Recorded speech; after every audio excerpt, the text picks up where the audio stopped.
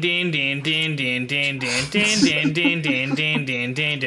folks, how's it going? It's me. I'm Tyler Armentrout. I'm a history boy. I'm here to start off by wishing you all happy holidays and a Merry Christmas. Yeah, good job, and Tyler. the rest, other I did holidays. music. Yeah, it was more than I've ever done. I just tried to be funny, and it's fallen flat most of the time. I'm the only person who's ever had done anything that was musical on this podcast. That's right. It's true. I can't think of anybody else who's written the theme and all the other stuff, and does all the audio. I couldn't imagine that exists. I can't think Anyway, of anyone I'm right Christopher now. Wheaton. Yeah. Well, Jerry fluffs his Moore's Navis shirt. He's literally wearing his shirt.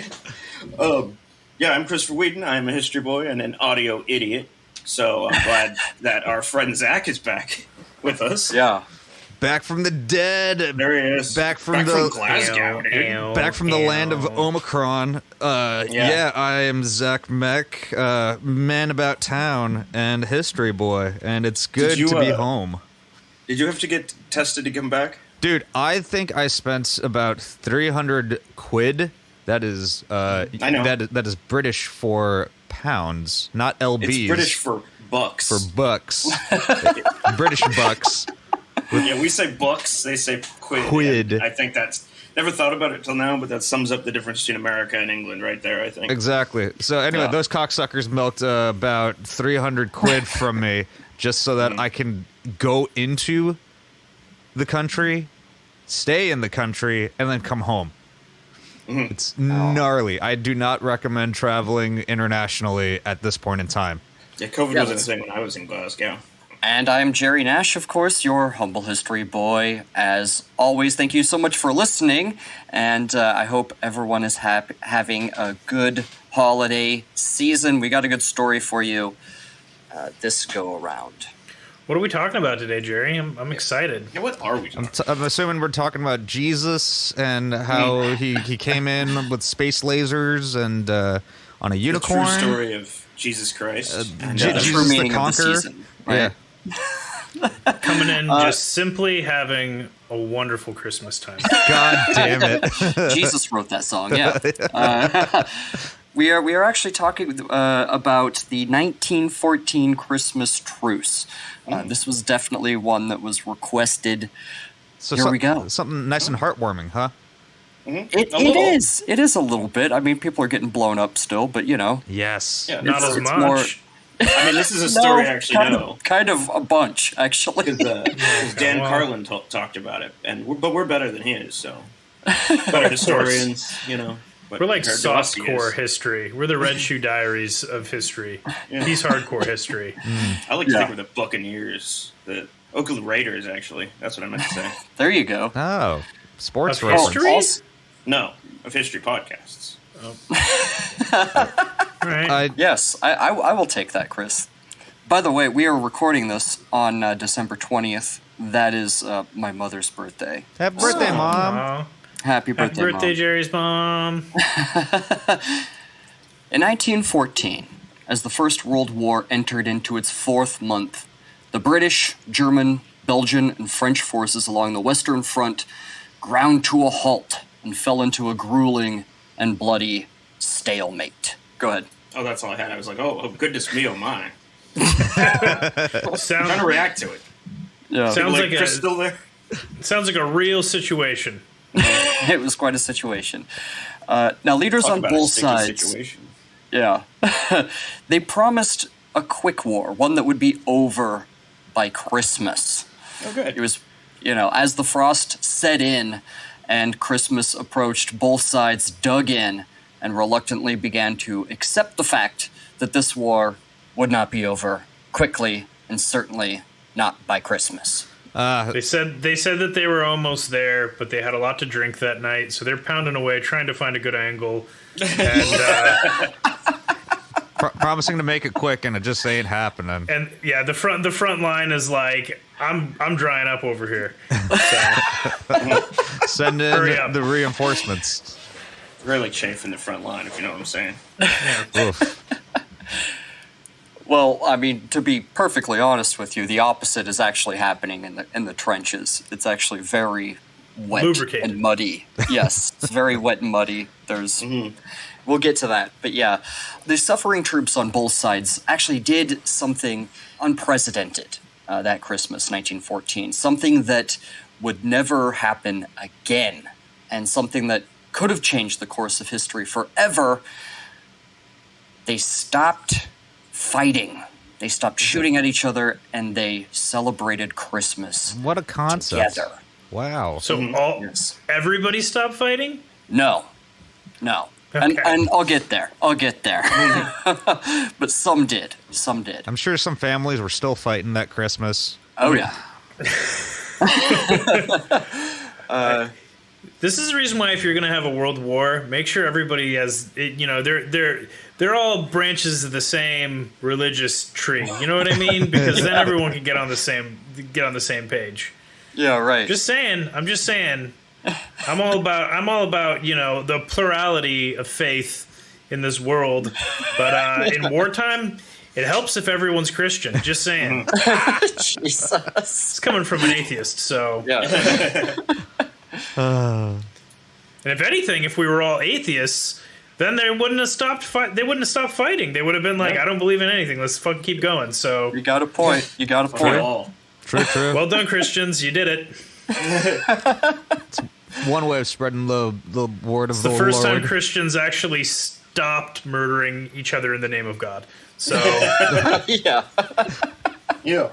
The German army was a sort of a diverse group. They'd just been unified, the German army had. So they were made up of Prussians and Bavarians, Westphalians, Saxons, and Württemberger troops.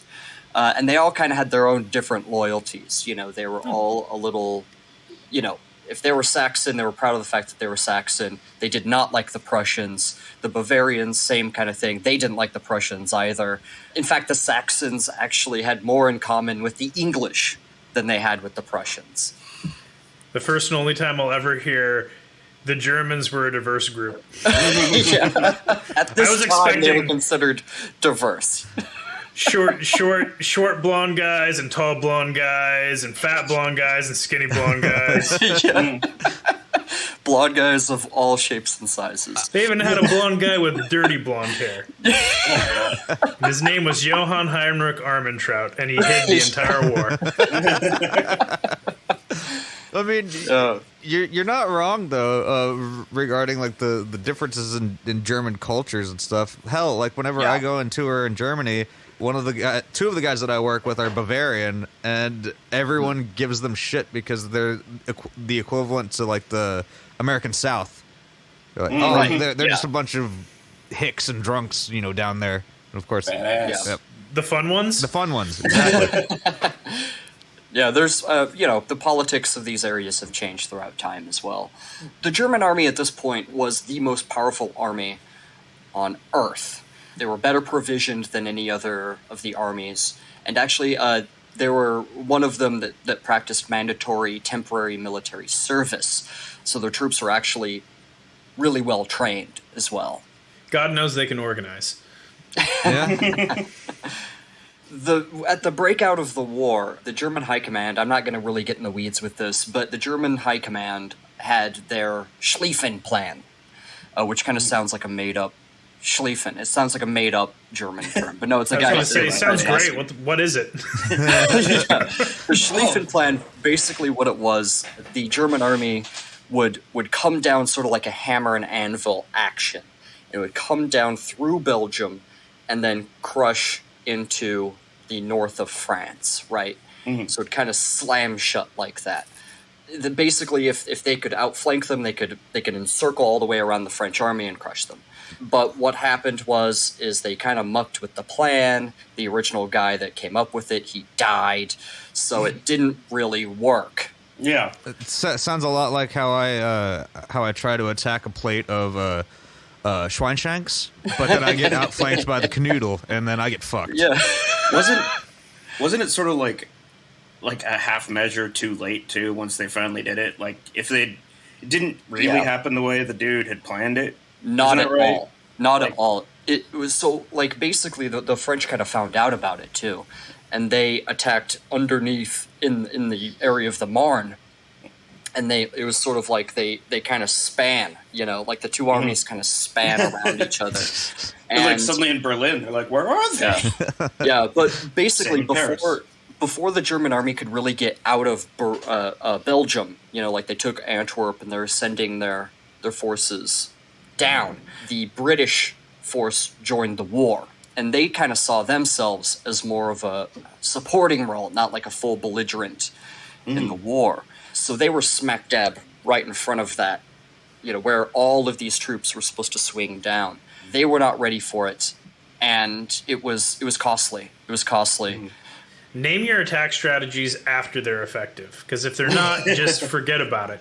Also, I feel like between you got your Blitzkrieg, you got your Schlieffen over here. Like, I feel like the Germans are the main guys who name all their moves like they're like a guy from like an anime or a fighting game. Like, I feel like maybe after the fact, Americans are like, oh yeah, it was Operation Sloppy Joe's like the entire time or whatever. Operation Colgate toothpaste, now with fluoride. Well, they sponsored it. So. Exactly.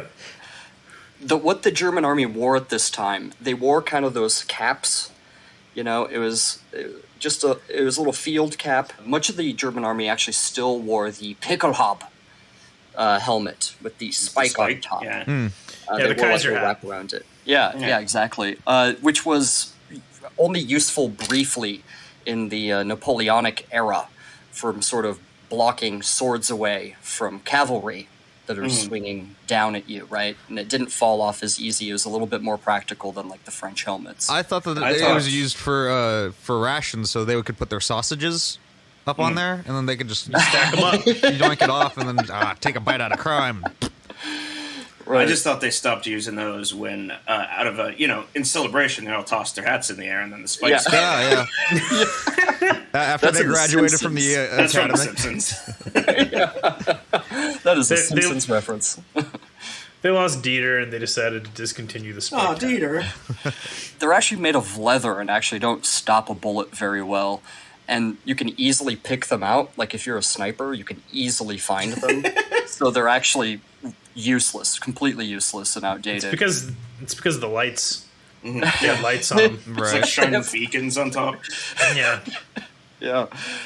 And also keep in mind, sort of as the war enters December, a lot of the elite Prussian divisions in the German army are actually sent to the Eastern Front because they wanted to deal with the Russian army fast. They wanted to deal with that fast so they could focus on France. Little did they know what would come later. A lot of Germans that lived abroad, mainly Saxons, actually worked and lived in England as like cab drivers and waiters and things like this, and were called to military service in Germany.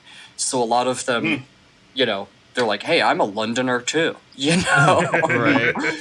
If you're like 1/4 of the guys who have a cabbie medallion, and then the 3 other guys have to go to war, I'd just be kind of hoping that they don't come home, so you don't have to share it with them anymore. It's your car then. It's your cab then.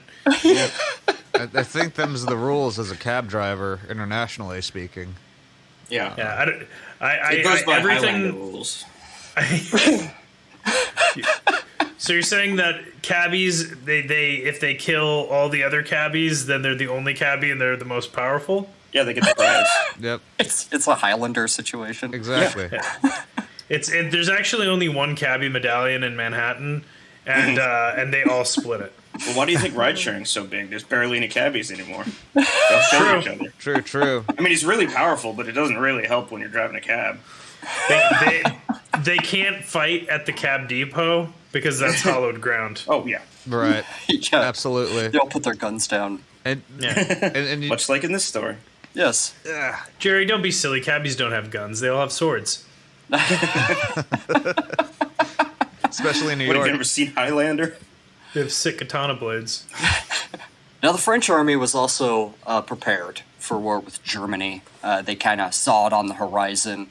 They were still very bitter about losing to them pretty much a generation beforehand. And they also practiced mandatory military service. And as you sort of age aged, you kind of went into like the reserves, right? Less and less military commitment as the older you got, basically. These are like the two biggest kids, on the block, like fighting each other, throwing everything they have at each other. France conscripts like up to the oldest, like 40, 45-year-old men to go to war. So many of them would go. 8 million, I think. Over 8 million would go. That's the reason why the French were considered to be kind of a non-starter in World War II, is because they all went and died during World War I. Yeah, there weren't any left. Yeah, Right. yeah. It was a nation of children and mistresses. Yeah. Well, I heard it was a great war, so it only makes sense. Oh, yeah. There was actually a stage play that was satirical called "Oh, What a Lovely War" that was about World War I, and actually this event is depicted in that as well. Cool. The French also had their Foreign Legion, people made up of anyone that wasn't French that wanted to fight for France. Their colonial troops, such as their Algerian divisions as well, were on these front lines on the Western Front, fighting for France. I don't know why you'd want to. Well, actually, isn't the French Foreign Legion? Aren't they a bunch of criminals or something? It's like you can either go to jail or you can join the Foreign Legion. Well, kind of thing. You have to flee. You have to flee to France. You can't get caught. You have to flee to France, and they will. They'll take you as long as you're I think 36 or 37, and they're like, okay, here's your new identity. After 4 or 5 years, I forget which one, they give you your new identity, and you get to be a French citizen. It's actually a pretty badass deal. It's a hard reset, yeah.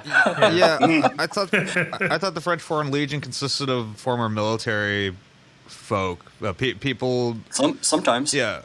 Well, I mean, that was my understanding, at least, that it was all like former special forces folk, or anybody in any sort of spec ops. Sometimes, not all the time. Well, and probably more so now. People who finish their 4 and then they're like, I could either go private contractor or, French Foreign Legion. I don't know. I don't care. I just love killing people. So where are you going to put me? Yeah, it's a lot of people that believe that the job is not done, So, as I was saying earlier, the French countered the initial German offensive with Plan 17, attacking the lesser defended, basically the pivot of that big German flank right up underneath it. As they, the Germans had to retreat back to their more well fortified areas underneath. So that's why we have the miracle at the Marne and shit like that. A story for a different day, but it kind of turned the tide for a little bit. It was also immensely costly, and the French, with their alliances with Britain and Russia, they expected them to do their part as well. Within the same way.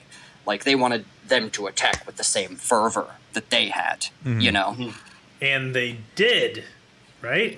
Well, yes, but they weren't making the same successes, and it kind of strained their relationship and whatnot. Because not every country was France, and not every country was Russia or Britain. They all had their kind of pros and cons. Sure. Surprised the Russians didn't just say, let's go home and wait for him to come to us. It's December. They're all going to die. They're not going to make it here. Yeah. The French army, actually, at this time, didn't have, their big blue helmets and big blue coats yet. That would be later. They actually had, these kind of blue jackets and pants with, a red cap. And that's a smart outfit. What it looked like. It would change dramatically. Who came up with not that very one? long. General Cordon Bleu? Oh, yeah. Well, I mean, in those days, the most important thing in warfare was looking fashionable. And the French had all the other armies beat in spades. Until World War II, thanks to Hugo Boss. Yeah. Oh. Hugo Boss comes in, sweeps in, and makes the most iconic uniforms ever. Yeah. Well, you're not He made wrong. evil look sexy. Come on now. Jesus Christ. They made up the bad guys in Star Wars. On accident. Yeah.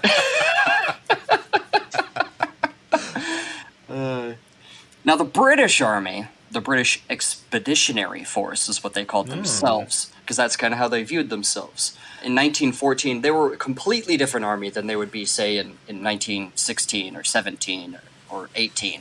Joining the war when Germany invaded Belgium, they used that for their reason. There was all this, political intrigue that happened in Britain at the time, and that's kind of how they joined the war. And they just sort of assumed that they were going to get, like, okay, we'll put you in this corner over here, and you take care of him over here. Well, turns out they were, like, right in the way of this giant German onslaught, you know what I mean? And they didn't realize that was going to happen.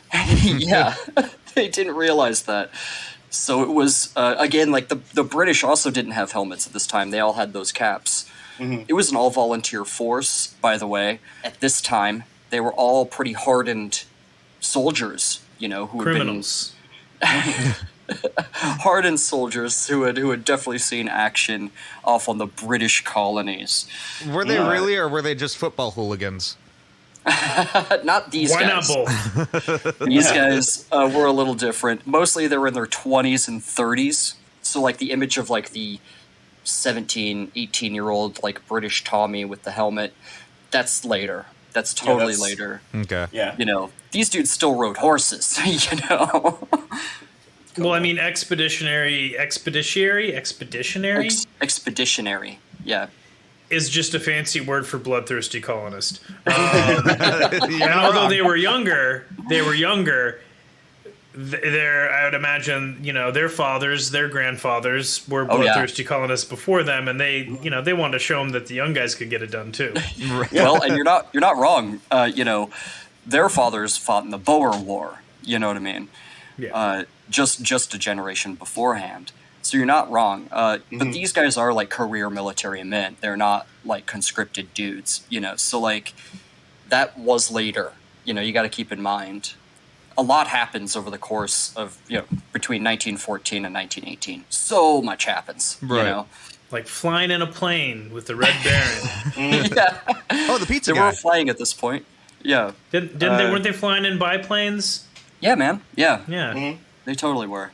First war ever with planes and submarines, if I know correctly. I mean, not a submarine by today's standard, but it was a U-boat, submersible. Yeah. The actual first time a plane was ever used in a military operation was the punitive expedition to go find Pancho Villa.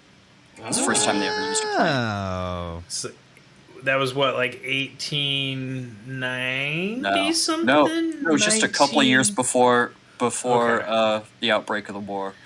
Well, just you passed the right test. I was testing your history knowledge, Jerry, and you passed with flying colors. I'm glad I'm here to keep you on your toes.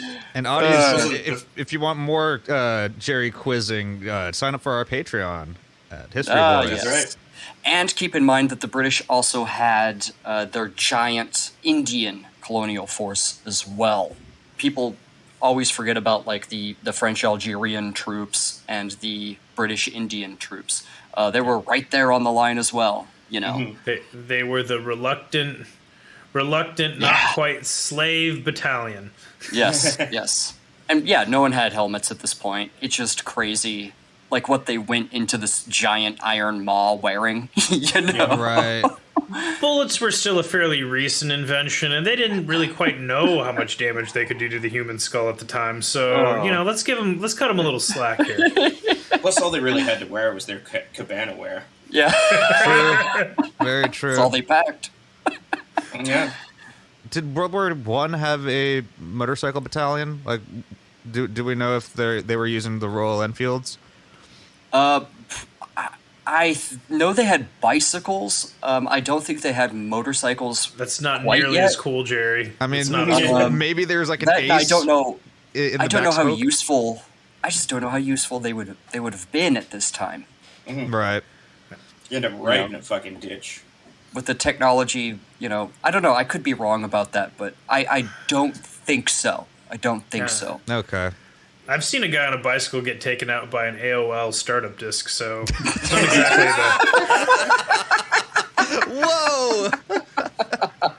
For our younger the listeners, 90s were crazy, man. I'm just saying. for our younger listeners, to get on the internet, you had to have a disc. A physical disc, yeah. And to take out a cyclist, you had to go to a Blockbuster Video and grab the whole stack. There's your dial-up. Jeez. You got mail, motherfucker. Watch out.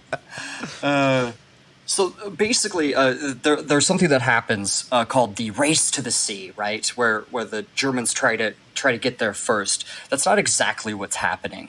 The British are trying to outflank the Germans, and the Germans are trying to outflank the British because that was their plan. It was to sweep all the way down, and the British are making that extremely hard, and so is the Belgian forces as well.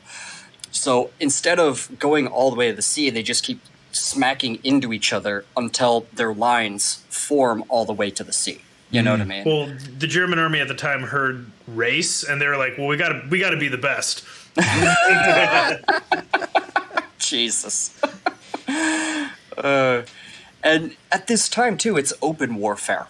You know what I mean? So like you're in like beet fields, you know, and you can see them over there, and you're shooting at them. You know, so you lay on the ground because they're shooting machine guns at you, and you're just kind of hiding behind whatever you can.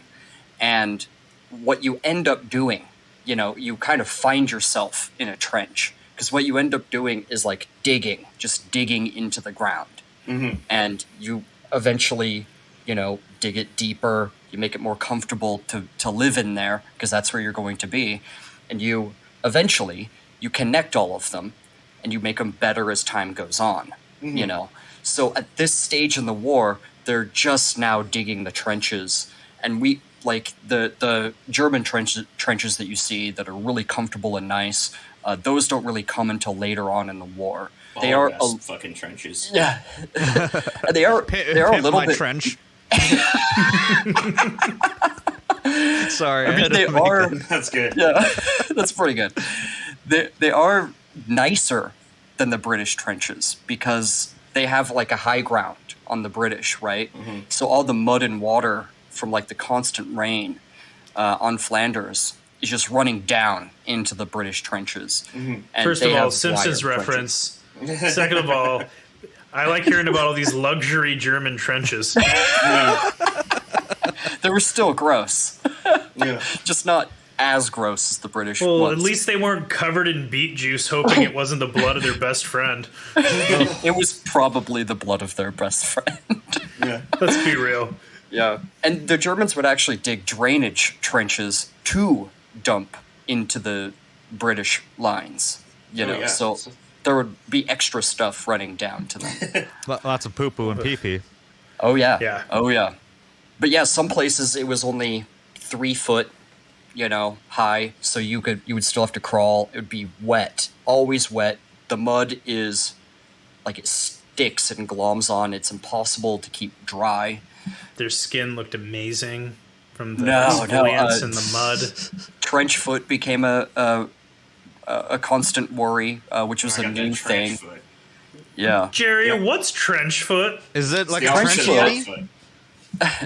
Trench foot is when you've been in the trenches for too long and you haven't taken off your boots or anything to get dry socks or anything like that. So what ends up happening is your feet get really wet and they absorb a lot of water. Your skin starts to come off as you take your boots off. So you could drag a bunch of skin off and it gets infected. It's pretty horrible. Oh. It's horrible. It's like a Korean foot scrub. That or just how it's like touring in a van. Yeah. Keep your socks dry. So if you want baby soft feet, either go trench warfare, tour with Zach in a band, or go to Ulta or Sephora and go get some of those Korean foot scrubs. If you can't read the packaging and it has a smiling watermelon and like an even more smiling shark, you know you found the right one.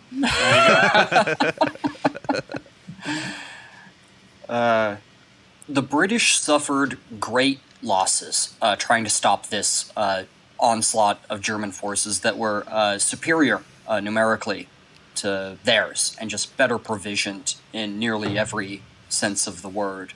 They were super ready for war, and Britain wasn't to the same degree, you know what I mean? And they found that out pretty damn fast. They showed up business casual to a black tie affair. Pretty much. The French had been pressuring the British to make good on their alliance, and they're still not really convinced that they are indeed allies. They're historically not allies. Only recently did they become allies in the grand scheme of things, I suppose. So they're pressuring them, like, you have to attack, and you have to attack now. When the British do have this sort of all-out, all across the line attack, they are slaughtered just horribly. People like Douglas Haig said, he said that he was completely appalled at the just senseless waste of human life. Is he the guy who made up the Haig? No, he's not. That is a coincidence. Oh, man. I thought he was like, I'm so appalled by this warfare that I'm going to have it's like a peace court. What the Hague's like, isn't it like you go speak at it about peace? It's like the UN. One day we will do an episode on Douglas Haig, and you will realize how wrong you are. It's just a city. Yeah, it's the capital of Holland. The Hague, yeah. I like to think I'm like 75% boy and 25% history. I'm up there too. I just like that it's a city. Both the Netherlands love the names, I think. Oh yes. The Hague, yes. the Netherlands. The West. Yeah. The rest is what they call the rest of the world. They saw what America did with England, where they're like, New York, New Amsterdam. Hold on a second. We're going to just name everything the, so they can't take it without calling it the also. Yeah. You can't take it. It's our thing. It's already the. It's the original one, so... Yeah. That's why there was a New Amsterdam, but not a New Netherlands. Yeah. Yep. Yeah, New the Netherlands. Yeah, New They the put a Netherlands. stop to that shit right away. New the Hague? Yeah. There very well might be a New Hague, and I don't even know that. There could be. There was one division that actually lost 75% of its troops. Oh, that's too many. Fuck. Almost everyone died from this Sucked at division. fighting. Yeah. No, they ran out of trenches that were just being shot at with machine guns. I mean, they just ran into bullets is what they did. It was senseless. It was It's completely not a good way to senseless. fight, running into bullets. No. Jeez. like If the pile of corpses gets high enough, you got yourself a wall. Yeah. And some wounded would use it for that. Yes. Yeah, it's like they took a page out of the art of fighting by Wimp Lo. Jesus Christ. We deliberately trained them wrong. Just treating the other guys in their unit like a table in a John Woo movie. They're just kicking them over and jumping behind them. Right? If you were wounded, Declared me the victor. if you were wounded, it would be almost impossible to get back to your lines. You would have to stay down, wait for a fog, if there was one, because you couldn't stand up or anything, or you'd be shot. Yeah. So sometimes you could hear your friend cry out for 3 days that he's dying out there, and there's nothing you can do. You know what I mean? That's what both sides have to deal with. And the Germans, none of them felt good about the slaughter that they had just committed either. They were like, that was fucked, what just happened there. You know what I mean? Kind of like what happened that World Cup a few back when they were against Brazil, and the Brazilians were crying because it was 8-0, and you could just tell that Germany just felt really, really bad about it. I don't know if it's quite the same. I mean, it was a slaughter, sure. though. I'm just saying. I mean, doesn't that crying just sound like a bunch, like hundreds of vuvuzelas going at once?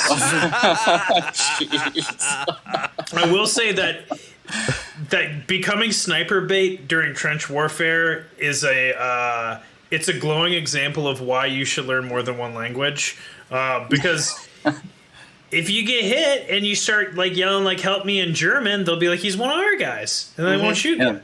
And then you scoot back to the other out of range, and then you start being like, help me in English, and then they're like, he's one of our guys, and then you just scoot the rest of the way. Well, they did take prisoners, and I'll get to that point as well. The Belgian army was totally underestimated by the Germans. The German looked at them and they were like, let's sweep them aside. Yeah, that's And what I it would think wasn't- too. And it wasn't quite that easy. Despite being a little disorganized, they put up one hell of a fight. Oh, the Belgians are badasses as the Germans tried to pass through to France. In this theater, you know. In this particular moment. Yes, exactly. Not so much in the Congo. Yeah, exactly. Yes. God damn it. Just go with what you know, man. Don't try to go outside of your range. You know what I mean? Mm-hmm. Yeah. These armies just sort of started as like Neapolitan in a lot of ways, from the Neapolitan. So is it like what? Like white guys, black guys, and strawberry guys? I'm so happy that you said that. Yeah. Napoleonic Wars is what I was saying. They started Napoleonic and sort of ended with all armies looking incredibly modern. You know what I mean?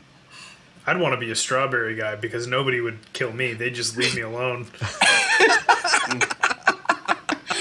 We're not going to eat this part.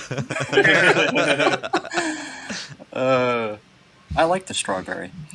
Now, wait, do you scoop across all three colors? Oh yeah, Yeah. Oof. I do that. Right. I might do it once or twice if I know somebody's watching me, so I don't seem like a weirdo. But as soon as it's just me and the ice cream, I'm going straight for. I'm going down the middle of the chocolate and the vanilla, leaving the rest. You're doing That's it wrong. Oh my I god. don't know the last time I had that particular ice cream. It's been years. It's for probably me. been like 30 years for me. The last time you had Neapolitan ice cream, you were 8 years old. Who buys fucking Neapolitan ice cream? There's a billion other ice creams. So many people buy that ice cream. Fucking I have suck. I think Ben and Jerry's came in and just ruined it. They said, "Oh, this is the best that you have, the world. Like we're gonna give you Chunky Monkey and Cherry Garcia and shit." And people were like, I mean, "Fuck this even- Neapolitan Baby Time Frolics bullshit." Oh, big time. I'm not getting that when I can fuck with some fucking cookies and cream or some fucking Rocky Road. Oh hell yeah! Yeah, Rocky Yeah. Road for sure. If you see that next to the Neapolitan, go fuck yourself. I mean, Yeah, it's that's Nobody's true. eating that shit. I honestly Neapolitan is the strawberry ice cream of Neapolitan ice cream of the ice cream. Does that make sense? Yes. Oh, yeah, I can get behind does that that. make sense? I'm following. Yeah. I just feel like the only appropriate way to eat Neapolitan ice cream is to have like a very frilly blouse on, you know, with like the giant cuffs just kind of like dangling Prince down. loved it. You have a cravat and a long spoon for sure. Yes, absolutely. For eating the world's cheapest ice cream. Okay, so that being said, you know who was going through a specifically rocky road were the people fighting this war. Oh, Hey, yeah. Jerry? Yeah. Good job, Tyler. Yeah. Now, as I said before, the Schlieffen Plan failed for many reasons. You know, most glaring being that the German command just sort of fucked up the whole plan. But it also failed for just a lot of smaller reasons that kind of added up. They started to have supply problems, and a few, you know, the German army had problems of their own to contend with. And of course, you know, trench life is not good. Yeah. You know, That's a bit of an understatement. pretty terrible. It's up there with Thug Life. Doesn't choose you. Or it does choose. You don't choose it. Chooses. It chooses Yeah. you. Yes. Yeah, there you go. The choice is done by somebody else. You don't get to be a part of that decision. No. That's the phrase. Every rose has its thorn. Are we Yes. just saying things Also now? this. Okay. Yeah, With yeah. great power comes great responsibility. Arby's, they have the meats. Yeah. Some places, though, the trenches were only 60 yards apart. So, like, you could yell to the Germans, and they could yell back at you. Hello. And you could actually throw rocks at each other. Like, it was that far apart. Yeah. You know what I mean? I couldn't imagine that. You know what I mean? You're just shooting across this blown-up ground. You know? You're like, I don't know what he's saying, but I'm pretty sure he's telling me to fuck off. Yeah, exactly. Yeah. Well, the Germans spoke a lot of English as well, so, you know, they'd be like, fuck you, British man, you know, fuck you, English man, you know. Fuck you, Union Jack. Yeah. Oi, these fucking cunts are acting like wankers. Yeah, right? That German spoke really good English. Yeah. He's like, this is my best. This is my best Englishman. That's the only phrase that he knows. Now, in December, as I said, the frost started to set in, and it got real cold. That water that just sort of accumulates in your trench becomes icy, just even more cold, and like the ground around you becomes hard. So like if you fall on it, it hurts real bad. You know, like there's no give to it. Fucking stings. And you're just beyond cold to the bone. You know what I mean? Because you're just sitting in this trench filled with icy water, and it's like, okay, if we tell you to shoot at them, you better do it, and shoot them if they come at you. See you later. And like, so you're sitting there, and it's an incredibly boring existence. So you change your socks, you do all this stuff, you obsessively clean your gun, because the smallest amount of mud will make it jam. It's just a hellish, boring existence. When shit does happen, people die in front of you, and when shit's not happening, you're literally just sitting in a hole in a ground freezing. You know? Yeah, not the One ideal. time I went on a hunting trip with a friend, and we forgot to bring everything except for an ounce of weed. Oh no! We didn't even have any magazines or anything, and we were in the back of this RV, and my friend's dad was driving, and like he pretended like he didn't know what we were doing, but I feel like we would just get so stoned, but we didn't have like every gas station. I was like, I hope they have like EGM, or like I'll take like an FHM or a Maxim. I just like I'll read barbecue tips and like look at centerfolds or read like any article you have. Like, and it was like everywhere we stopped, it was like they got the newspaper, and I was like 17, and I was like, I don't care about any of this. Do they got like a Marmaduke in here? But like, yeah. So all I gotta say is I know a little bit about what these guys are going through. Yeah, it just sounds really boring. Yeah. So Marmaduke and Kathy, it was just all ack for you. Oh my god, that's funny. Yeah, they would pass time by, somebody had a deck of cards. They would do that. They would also smoke. So, yeah, I mean, you're not far off with the boredom part, Tyler. They would read newspapers, though. You know, sometimes there were old newspapers. Right. But the most brutal events of the war were still in the future. You know, this is before the gas attacks. This is before the real ugliness really began. So there were still times where they would stop shooting for mealtime. You know what I mean? In certain places. Yeah. In certain places. Game on. Fraternization, though, was strongly discouraged by propaganda on both sides. However, when small instances of it happened, the commanders kind of looked away. You know what I mean? Yeah. Probably because they're miserable and fucking tired and wet and cold too. Yeah, exactly. And both sides kind of share that suffering, you know? Right. So both sides, you do have a camaraderie with the other side based solely on the fact that you're sitting in a fucking puddle. I'd be going nuts, man. I'd be like, guys, here's what we got to do. We got to talk them into putting down their guns. We're going to put down our guns. We'll start a new country. We'll start a new, it'll be Trenchville, and we'll all live there, and it'll be cool. We'll show everyone that these trenches are the future. We will be known as what the you got to do is you got to get a guy with a trench beneath you, and then he gets a guy with two trenches beneath you. Multi-level trench marketing. Yeah. We're gonna sell these coats too. They're gonna go off really, really well in public schools. Yeah. Have you thought of owning real estate or a summer home, but you just can't afford it? Sounds like the trenches, but this time it's a good thing. Yeah. Have you looked into the trenches of Verdun? Yeah. Yeah, and the propaganda on the English side considered the Germans to be Huns and barbarians and even non-Christian pagans, even though they were definitely Christian. And the Germans thought of themselves with the superior technology, the superior civilized society, and the superior governance over Britain. you know. How did you Well, even they were get like, "You're propaganda backward." going back then without Facebook?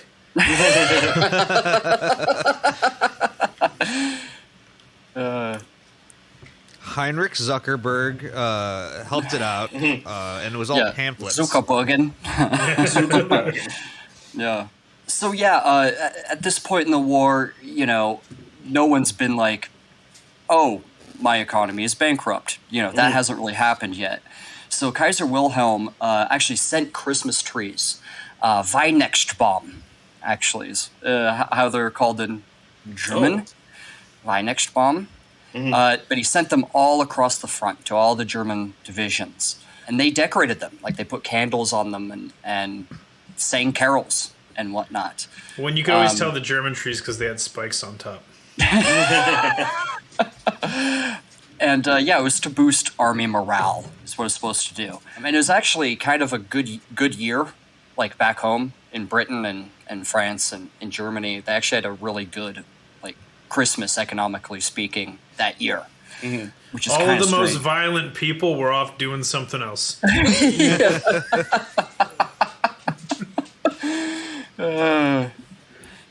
Now, Christmas trees meant more to the Germans than it did to the English.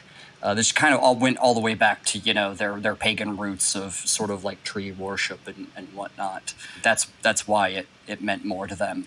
The British, their idea of Christmas was more so shaped by Charles Dickens than anything else at this time. So, you know, when they brought out the trees, like, the English were like, I don't give a fuck about trees. You know what I mean?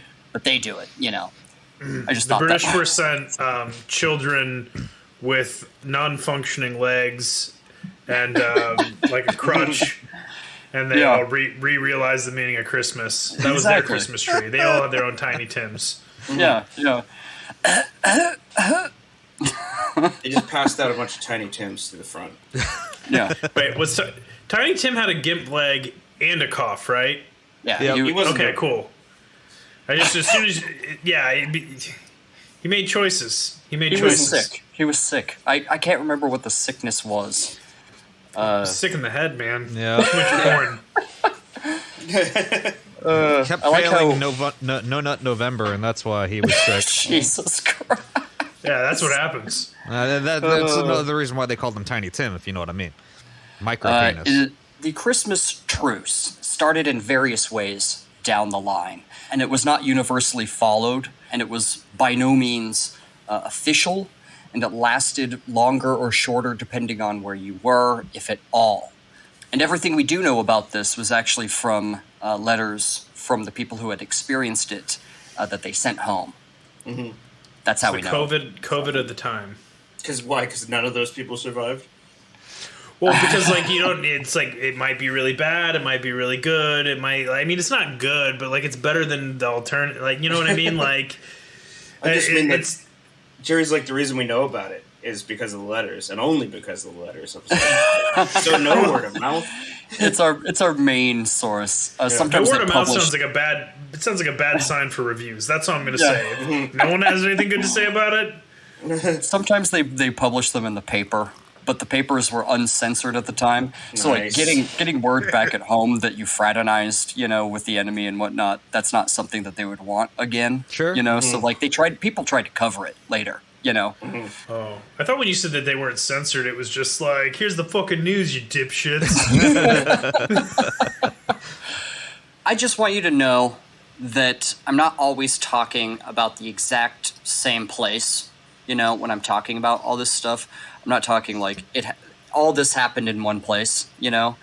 I'm talking about like scattered, unofficial, you know what I mean, occurrences. Yeah. Not every one of these things happened in the exact, you know, in the same place. It's like a game of Risk, is what you're saying. So like things were happening simultaneously, but at the same time, not simultaneously at the same time. You know, no. Yeah.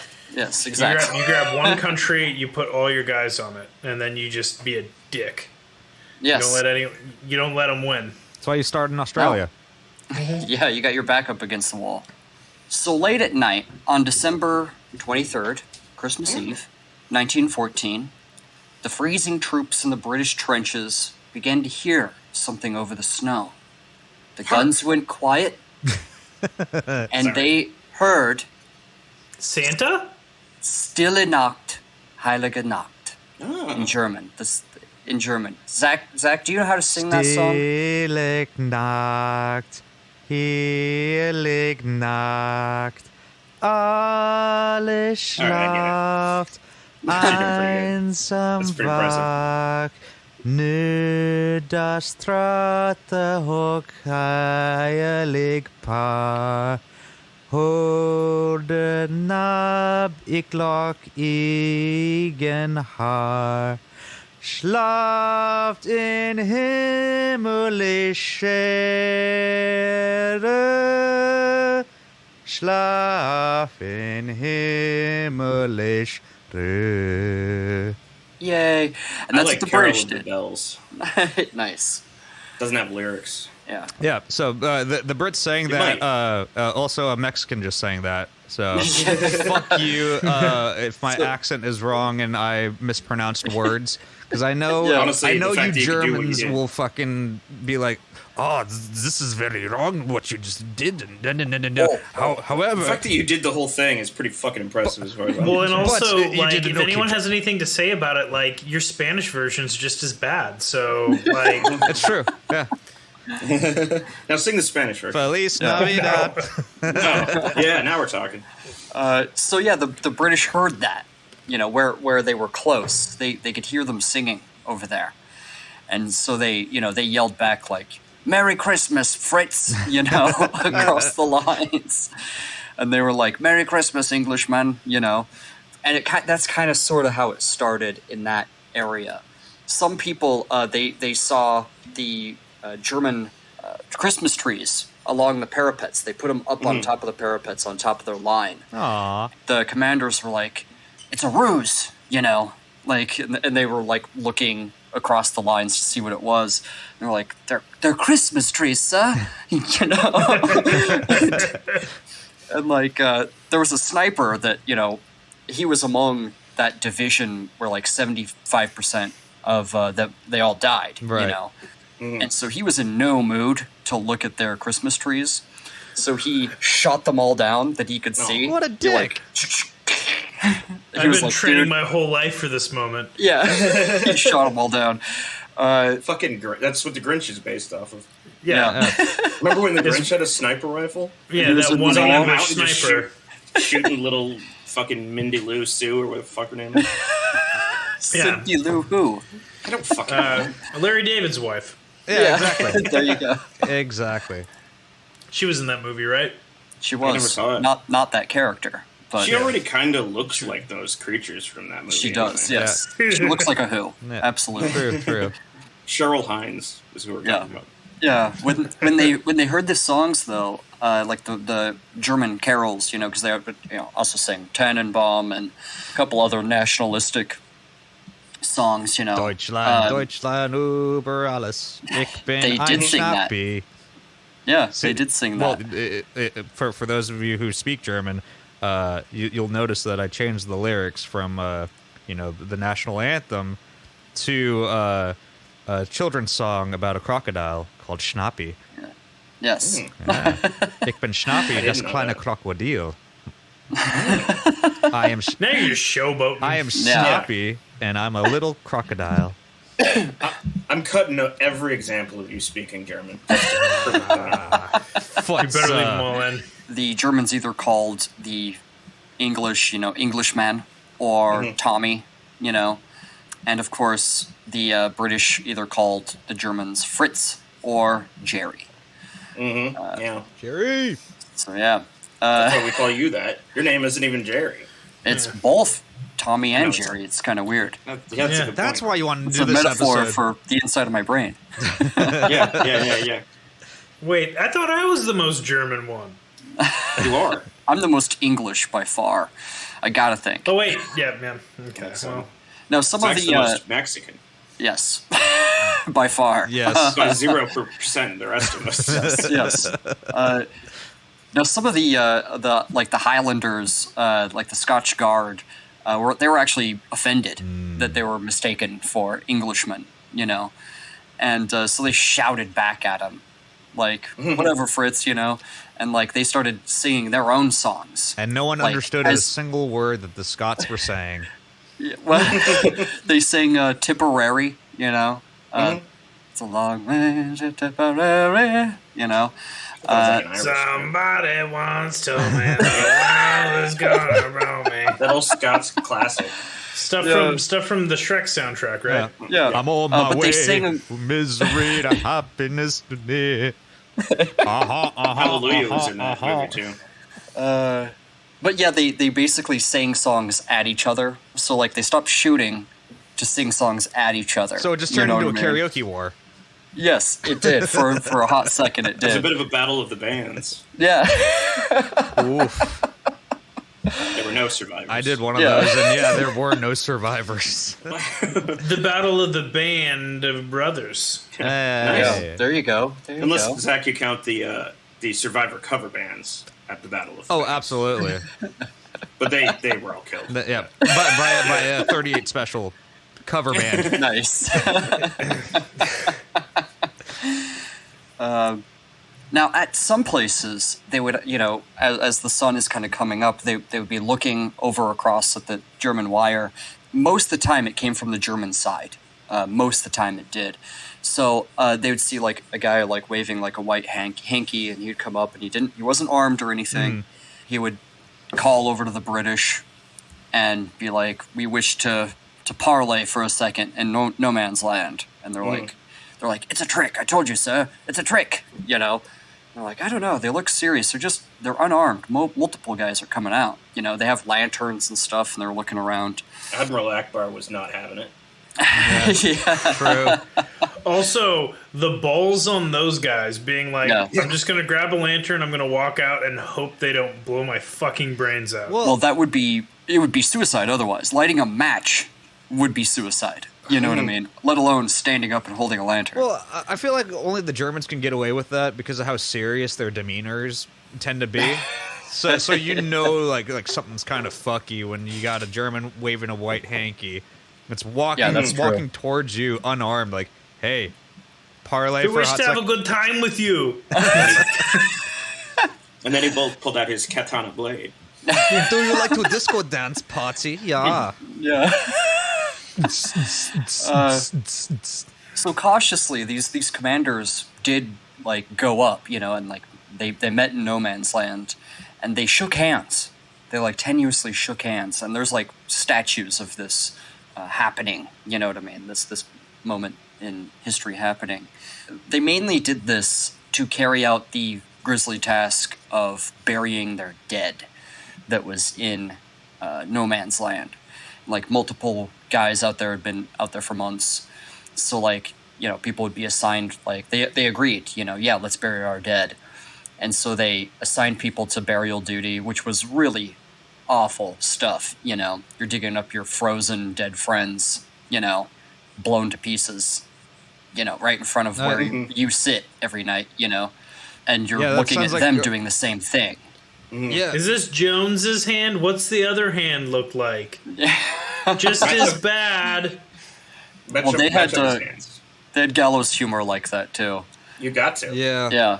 I mean, shit. I can only imagine that this is similar to what my grandfather saw when he was in Vietnam. Probably. I mean, yeah. He was a medic, and he never really talked about it before he died. But what little I got from him was that it wasn't a lot of medicating and trying to sew people up. It was a lot of scooping up buddies' brains off the battlefield. And I bet. Yeah. I think I probably mentioned that show. They don't celebrate Christmas, man. Yeah. True. Moral of the story. I think the Japanese do now, but I think I mentioned that show. My grandpa was at Iwo Jima, and the only thing he ever said about it was that it was loud. Yeah. And the quiet, the silence from the guns must have been deafening in of itself, when this happened. Because I'm sure everybody heard that, heard the silence and was like, what the fuck is going on, We didn't bring I got tinnitus for Christmas. That's what I was going to say. They were all riddled with tinnitus. Well, they say that the sound of the constant gunfire, it's almost like you don't even hear like specific shots. It's just this like whirring almost like. I don't It's know. like a baby crying all night. You just kind of learn how to exactly with that.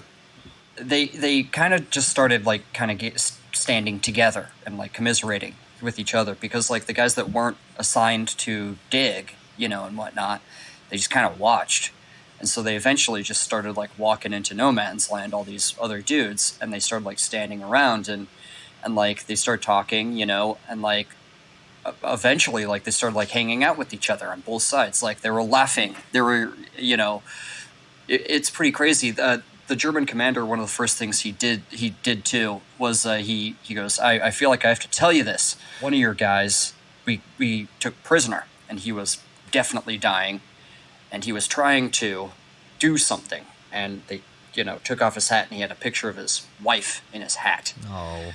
And they showed it to him, and then he died. Oh. And so he goes, here's the letter he also gave me, and here's that picture. You should send it back. He's like, yeah, I'll take care of that. Like, that's pretty nuts. That kind of shit happened as well. As well as like exchanging gifts. They started exchanging gifts, like because both sides got like little boxes, like Christmas boxes from the king, that had little sweets, cigarettes, a few other things in there. The British got a little figgy pudding in theirs. I knew so yeah, and then the Germans got like cigars. They got beer. They got barrels of beer. I mean, fucking rad. Germans, come on. And they got liberated. Talk about the most well prepared army. Like, yeah. I'll take that figgy pudding, throw it in the fucking trash. I'll take the fucking beer any day of the week. All they got in England. Well, and you also know that beer is from like an Augustiner, so like a monk totally brewed all of that shit, and like the Brits, maybe.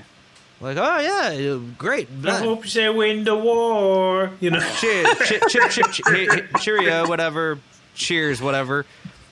And then they were a bit upset because it was not lukewarm, like how they like their beer.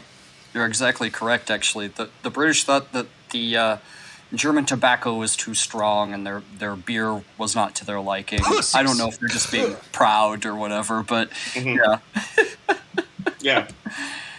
But yeah, liberated. When you're in trench warfare, you drink any beer that you can find. Yeah, goddamn right. Right, absolutely.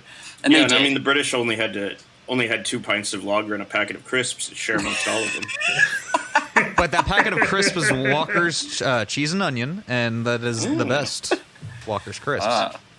Any British listeners, please send it over to HistoryBoiz. Care of Zach Mack.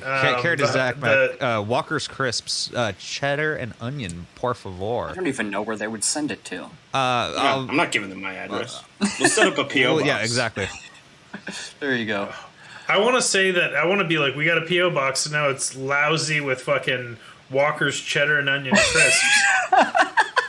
That's a reality I'm willing to live in. Yeah, I know, right? I was going to say that sounds pretty damn sounds good. amazing. In some places along the line, people, one side or the other, again, usually from the Germans, would put up signs like "Merry Christmas" or "You no shoot, we no shoot," on the parapets of their trenches. Sometimes in broken French as well. When you were around the French or Belgian troops. Even though the Belgians were treated pretty harshly in this war, a lot there were still accounts of a lot of them also fraternizing with the Germans as well, which is super interesting to me. But yeah, the Germans had tobacco. They had big pipes with the Kaiser's face on them. Sounds right. They had cigars, and they had sausages and sweets for Christmas and things log like flume this. ride. They did have a log flume ride in the trenches. Yeah. It wasn't as good as the ones back home, but like, It wasn't the kind it's of a logs war. you want. Yeah. Did you make it a poop thing? That was a poop joke.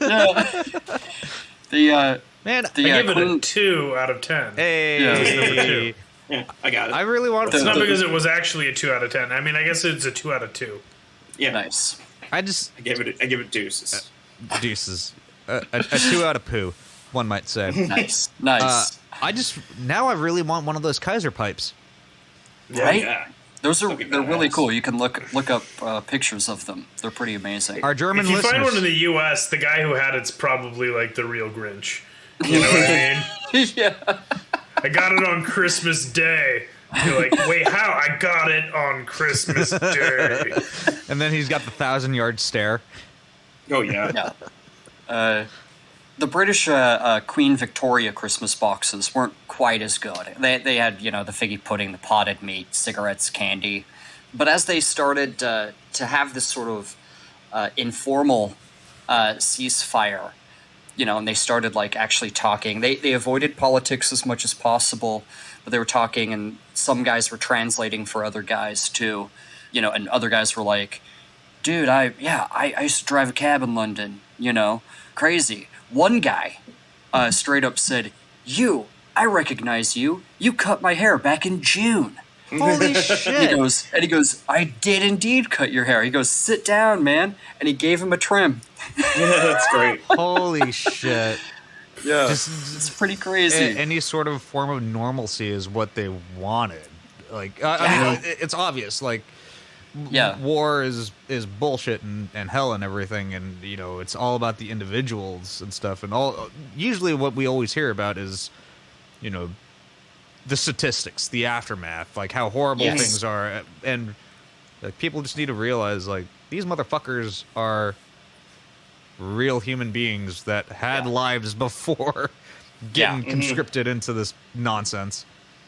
And they, like many soldiers who have ever fought in a war, they fought for survival. You know what I mean? Totally, absolutely. It wasn't for high-minded ideals. It was to survive, But yeah, they all met in no man's land, and a lot of things happened in the places where this did go down. They traded some of the stuff they were given. They traded buttons, cigarettes, and cigars for newspapers and belt buckles and other trinkets. But the one that all the British wanted, like the number one thing, can you guess what it is? Hand job? I'm just saying. German guns. The most prized thing that all the British soldiers wanted was a pickle hop, the spiked helmet. They're like, I will trade whatever I want for one of those. Can you give me one of those? I mean, that's pretty cool. Mm-hmm. It is. And I guess one guy did trade his helmet for like a bunch of potted meat or something. A bunch of potted meat. It was the fattest German guy too. He's like, what? I just don't have any chocolates. I didn't need no meats. It's Augustus Gloop. Exactly. But what happened too is he like came back to the guy, like, and he goes, hey, I actually found out that I have inspection tomorrow, and I need that for inspection. I swear to God, I'll give it back to you. And so the British guy gave the helmet back to him, and somehow, I do not know how, no one knows how, but somehow I guess the dude was able to get his helmet back. What? Like the helmet he traded for back. I have no idea how that happened, but he says that he ended up getting hit again. So I feel bad for the British dude because he had to share that hat with like 7 other dudes. It's like literally that episode of The Simpsons where they all throw in on the like issue number 1 of Radioactive Man, and then they all like fight to the death. That's the real war. Because one man doesn't have that much potted meat. It's just it's math, man. Mm-hmm. Yeah. But yeah, many of these Saxon divisions actually felt like they should have been fighting on the same side as the British, even. They did not like the Prussians at all. They even like pulled like the commanders aside and they said, we're getting rotated out like Thursday. Give those Prussians hell. We don't like those guys. I mean, that's crazy. It would kind of make sense because there is that British band Saxon, and they did a very killer record called Denim and Leather, which you should all listen to. Yeah. Well, yeah, I mean, English people are Anglo-Saxon. Yeah, exactly. You know what I mean?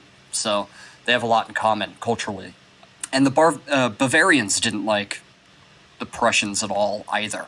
Did anyone like the Prussians? The Prussians. It's the Prussians. Otto von Bismarck. Yeah. The Prussians. I feel like the Bavarians didn't like anyone other than Bavarians, and either Simpsons reference what made Bavaria so bad, the Bavarians, Yeah. because you got the Franconians, and then you got a bunch of other dildos down there. Like they're all from the South. They're all drunk. It's fine. I like those donuts. Yeah. The cream filled ones. Oh, those are great. Those are the best donuts. Oh yeah. Yeah. When you get to over, on the French side, it depended on how bloody the fighting had been that really decided if they had a Christmas truce or not, and if so, how long it would last. At one point, a famous French opera singer, sort of a similar situation where they buried the dead and they could hear songs and things like this. This opera singer, he serenaded the whole trenches with Christmas songs. And there were people on both sides that knew of this guy. He was famous. And so, they all, applauded uproariously when they heard him sing these songs for Christmas, Until he hit a note so high that the opposing commander's head exploded. And that's when they knew it was time to begin fighting once again. Yep. Yeah. Got to hit that whistle tone like Mariah Carey. At least that's my head cannon. Nice. Hey. Nice. I get it. Because his head exploded. Yeah. And a lot of the French soldiers even said, give those British hell. We have no use for those British. They even said that. So that was But nobody likes the British either. Yeah. Well, that was according to Germans, too. Yeah. So that's, who knows? And according to French. Well, that particular sentiment comes from And the German Indians and the Algerians and I'm going to get to them. And they kind of had these unspoken sort of rules. If shots were fired, you'd have to accept an apology. Things like that. In some places, most places, the really forbidden thing to do was you couldn't repair the barbed wire.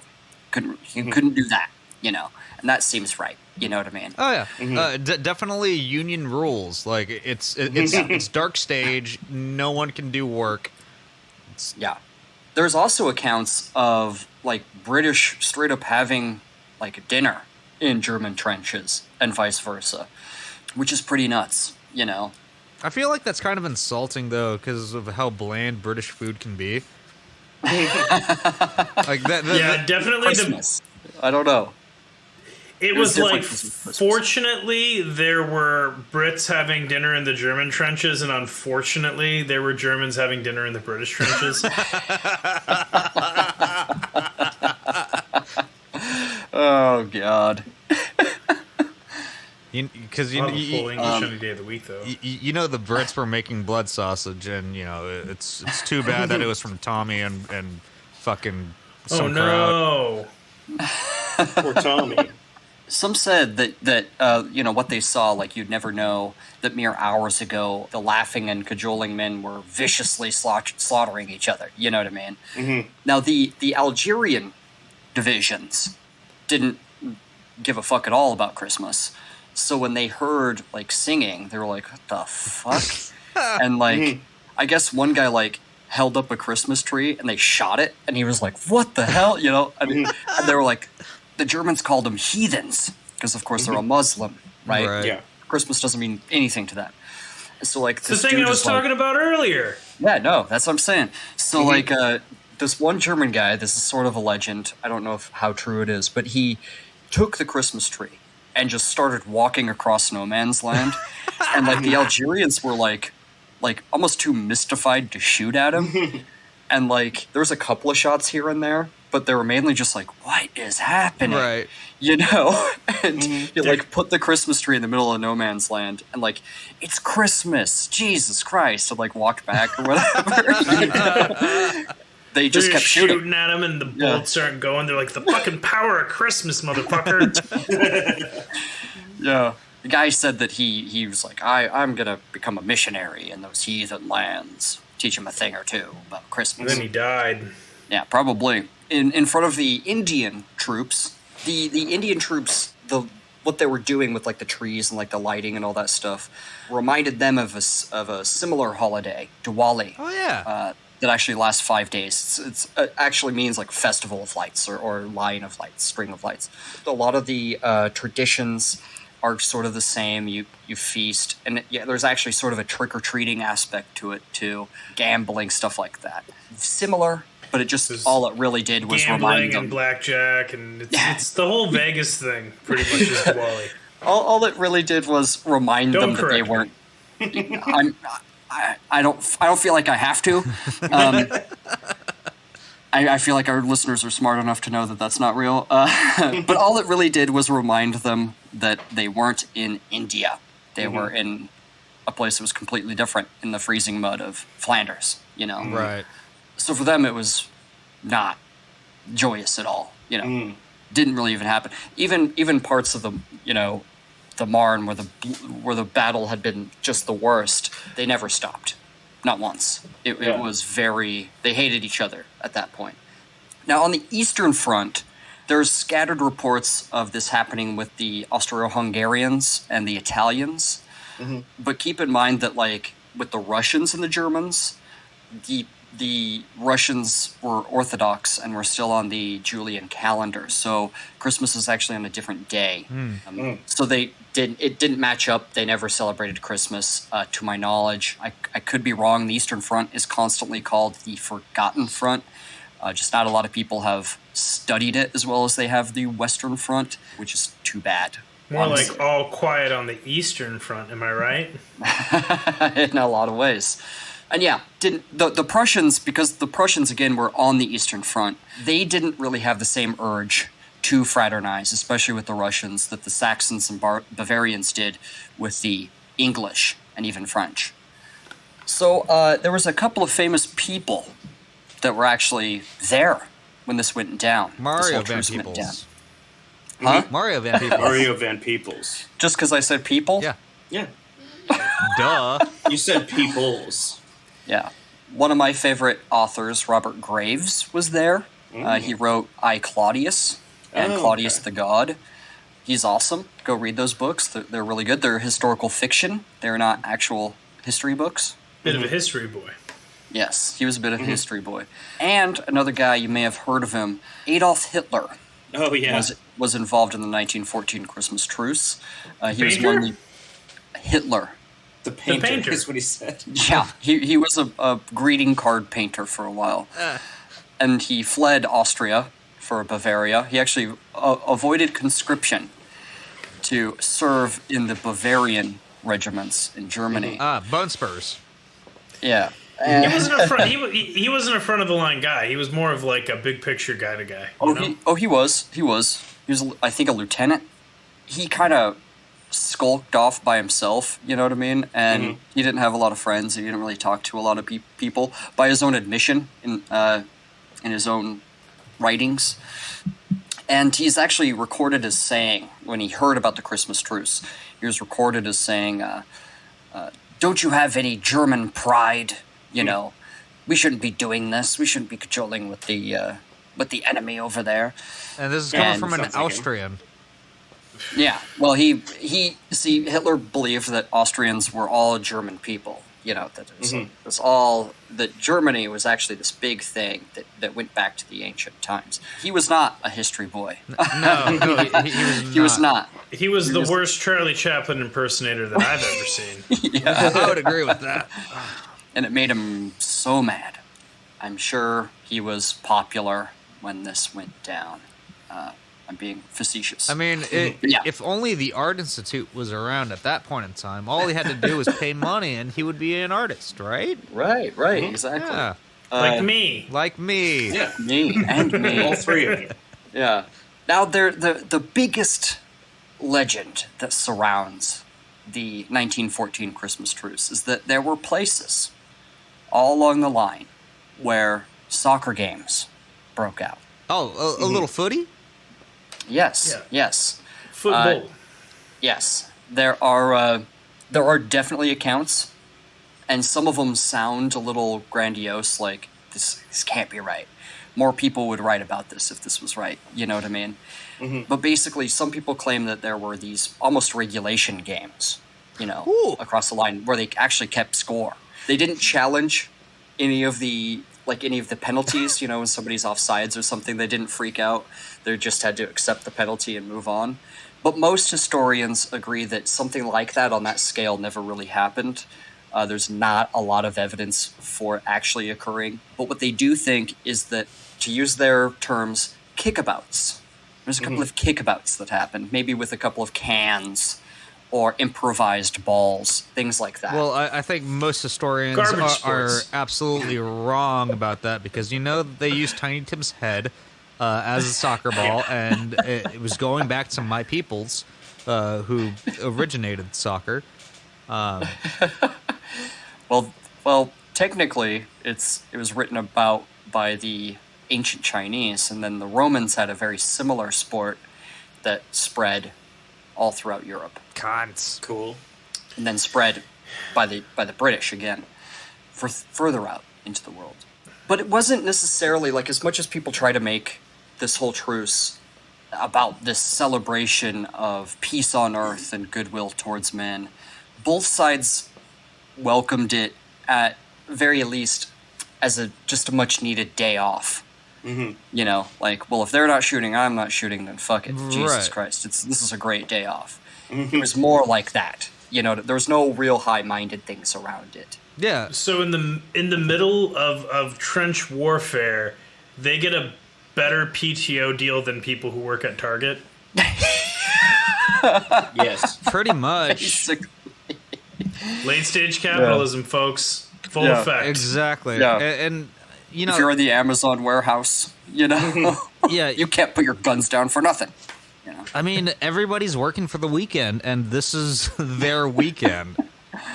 Well, I suppose. Didn't military leaders get really mad that this had happened? And oh yes. Are you getting to that? Yes. Now I'm going to get to that. The truce lasted all the way up until New Year's Day in some areas. That's amazing. In some areas, yeah. In others, it lasted for a couple of days. Some just one day, Christmas Day, and some not at all. So how did it end? Right? Poorly. Because, well, yes, a lot of different ways. They ran out of alcohol. Yeah. Sounds like me at my Christmas gathering. Yeah, there you go. I end that ceasefire once all the booze is gone. Yeah. It's also usually how the conflict starts. True. Yeah. What I'm trying to say is that I'm a blessing and a curse. So bring me over to Christmas dinner. It's like me too. It's all of us. Come on, let's be frank. Yes, it's true. Now, some like what Chris was saying, like some generals found out about this fraternization and feared that their soldiers just wouldn't want to fight each other anymore.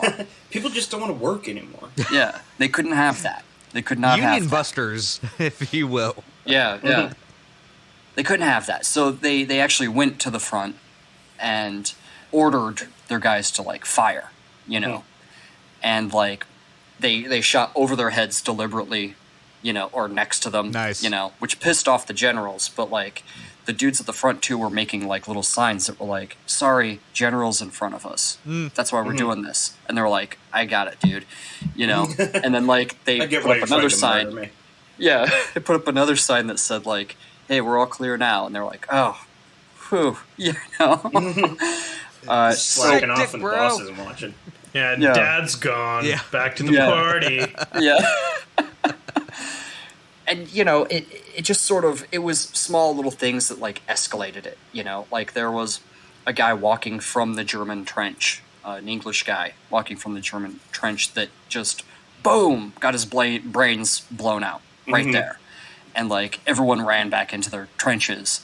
And the Germans were like, we're so sorry about that. It's a misunderstanding. We're sorry. And they were like, my bad. I don't know about this. You know what I mean? So it was something like that.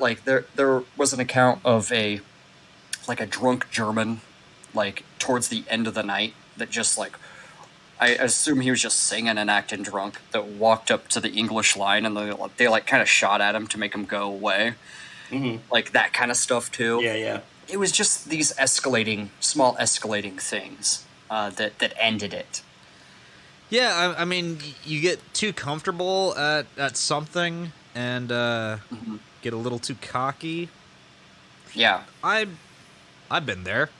We've all been there. We've all pushed that envelope so fucking far.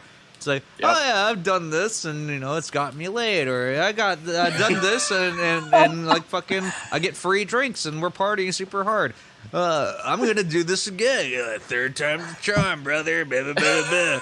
Do that, and then like you have the entire household just looking at you like, what are you doing? You need to get the fuck out of here before I knife choke you.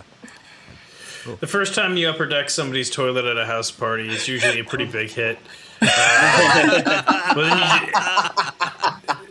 Then you just keep on doing it at party after party after party, and you just become the upper decker guy. They stop inviting you to things, Mm-hmm. or so I've heard. Yeah. Especially when it's like a classy dinner party at your boss's house and you upper deck the toilet. Being caught by somebody's butler in a full tuxedo with tails trying to shit into the tank of a gold toilet is the most embarrassing way to get kicked out of Jeff Bezos' house. Well, good thing he's got 5 more gold toilets. Yeah, you're like, I'm sorry, I thought this was a bidet. That doesn't make any sense. What he's trying to say is like it's like a butt pool for him. Oh, okay. I thought you're like, I'm sorry, just trying to shit in this. I just don't know how to use your future toilet. You had to log in with your face. Talk about log in. Hey! I want to die. But in other areas, they actually made formal agreements between their commanders. They were like, well, 7 o'clock, we're going to get back to it. They're like, well, I'm going to fire 2 shots in the air. You're going to fire 2 shots in the air. We're going to be back at war. And they're like, all right, sounds good. And that's exactly what they did. And they saluted each other and went back to it, In other places, it's just the fact that the artillery all the way in the back was not having a truce. So it's like, oh, here comes the artillery. All right, guess we're back at it, So They couldn't hear all that singing from all the way in the back. Yeah. No. Well, The microphone. I like to think that the artillery just wanted to be a part of the show, so they're like, we're going to do lights. Fireworks. Bring in the lights, bring in the bass. But it's interesting, the book I read for this, Silent Night, it's in the source notes, pretty good book. He based all of his information off of letters, correspondence, and things like this. Just remember that he's talking about isolated incidents, Right. He's not talking like this happened all the way across the line here. Just remember that as you're reading it. But he talks a lot about, like, what if, the Germans and the English and the French lost control of their army and they decided not to fight, you know what I mean? And how horrible that would be. And a lot of things that may have happened, or, would have happened or would not have happened if this was the end of the war. I mean, I think that's like the million mark question, Deutschmark? or what have you. Deutschmark question is, what if people realized that they're the oil that powers all of the machines of society and mankind, and that they don't really need to listen to top-down leadership about anything, and essentially they could wrestle everything from the means of government and economy and everything from the handful of rich assholes that have an iron grip on pretty much every aspect of our lives. Yeah. And more so back then as well. You could argue, because you could be conscripted. You could argue. You could argue. I mean, being conscripted, that's quite the deal. You know what I mean? No, you're absolutely right, and that's why I'm not an Amazon Prime member, because I know I'll be conscripted to the Amazon militia once the Third War breaks out. The Robo Wars break out. I don't know. When World War III starts, I want to have 2-day shipping. That's just me personally. But he has a lot of interesting theories.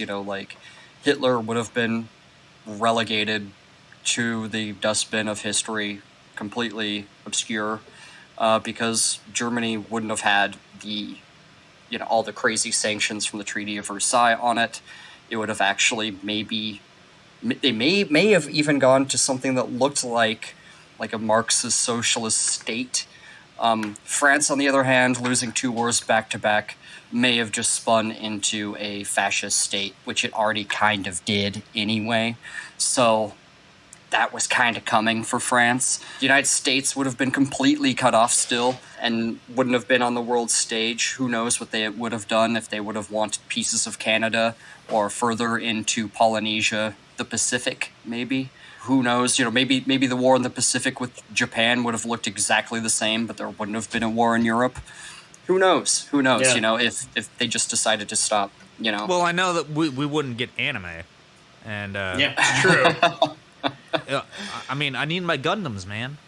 Well, the thing is Japan would probably stay about the same. It'd probably still happen. But they wouldn't have been able to pick the really valuable German Pacific holdings that they got after the end of the First World War. That kind of put them in a position to strike against pretty much everybody in World War II. It would have happened probably close to the same way. I mean, I get that, but if it wasn't for the 2 bombs, along with the firebombing, we wouldn't have Astro Boy, we wouldn't have Godzilla, and yes. Ultimately, we wouldn't have Gundam. And I'm not arguing that. But I am. I'm saying if these guys stopped, the war in the Pacific would have probably still happened, and we probably would still have anime. Don't worry. Yeah. But the war in Europe, maybe not so. We'd all still have our wives. We'd all still have our waifus. Everything's cool, man. Tanks may have taken longer to make, honestly, to develop. Maybe planes as well. What about automobiles? Thank you. Probably just a little longer to develop. Which, by the way, tanks, planes, and automobiles would be the best sequel ever. Give me CGI John Candy. The Wilsonian politics of the League of Nations may have never happened. Wilson may have even lost his election, and America would have looked very, very different. Very different. Well, we know how important the League of Nations was at keeping peace. Yes, exactly. You're absolutely right. I am going to say that this is the most heartwarming episode of History Boys that I think we've ever done. You might be correct. Yeah, I don't know. History's usually pretty horrible. Yeah. Horatio Nelson Jackson is pretty... Oh, yeah. That one's pretty good. It's just got a dog with goggles on. Yeah. Yeah. Doggles. No one dies in that story.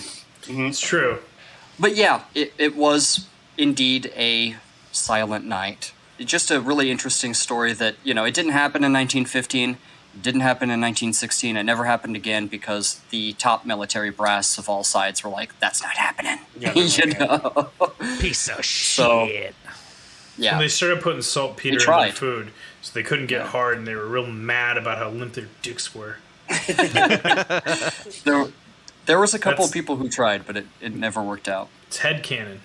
Penis headcanon. There you go. Penis. Yeah. There you go. It's pretty much true. Yeah.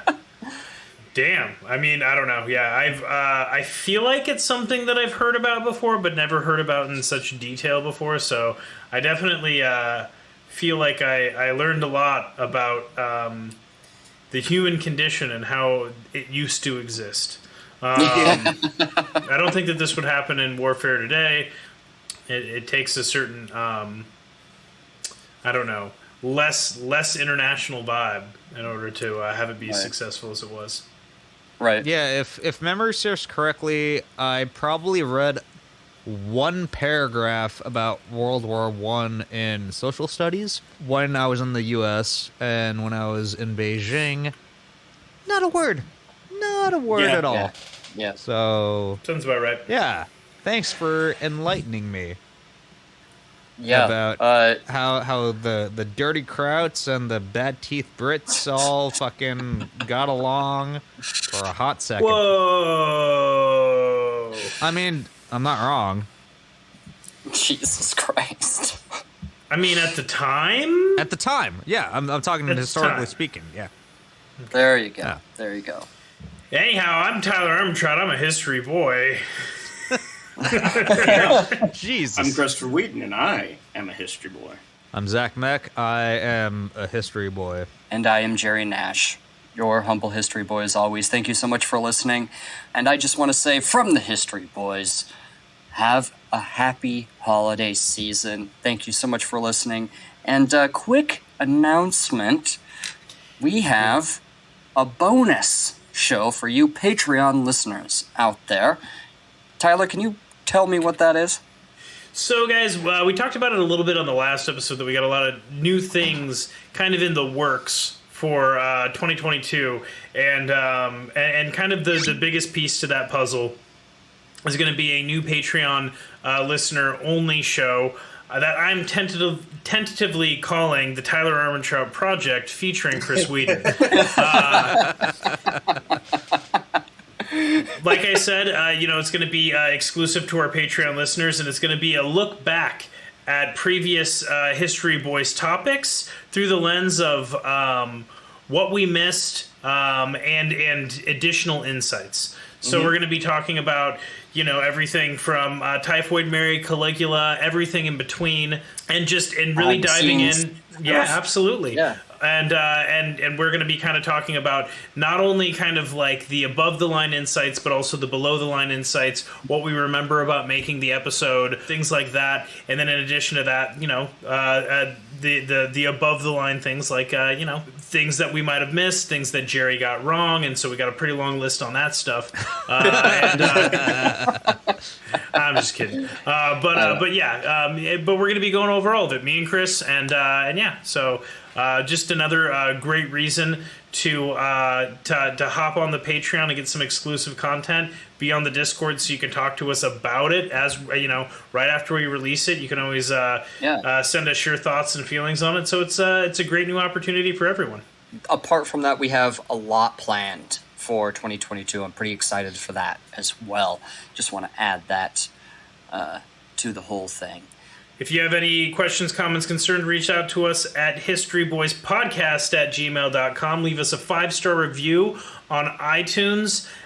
Just a couple of ways that you can support us without giving us a dime. We appreciate all of it. That's all I got. I mean, you can also support us over on Patreon to help us pay the bills. We really appreciate all of our Patreon supporters and all you listeners. 100%. But honestly, it means the world to us that people are out there helping us out monetarily wise and want to hear more content from us. Yeah, Yes, so absolutely. thank you all for listening, and also for all those that donate. And if you guys want to get weird, Moore's Navies is about to step into the writing studio and do a full length. So if you want to get familiar with the Moore's Navies stuff, go onto Spotify, Apple Music, wherever you find your streaming music services. It's MORS space NAVIS, Moore's Navies. If you want to get weird with some bullshit black metal space opera stuff. Zach, Oh, do the thing. on that note, have a great new year and love you. Bye. History or same thing. We had a lot of fun. We'll see you next time. Or I guess we won't, whatever.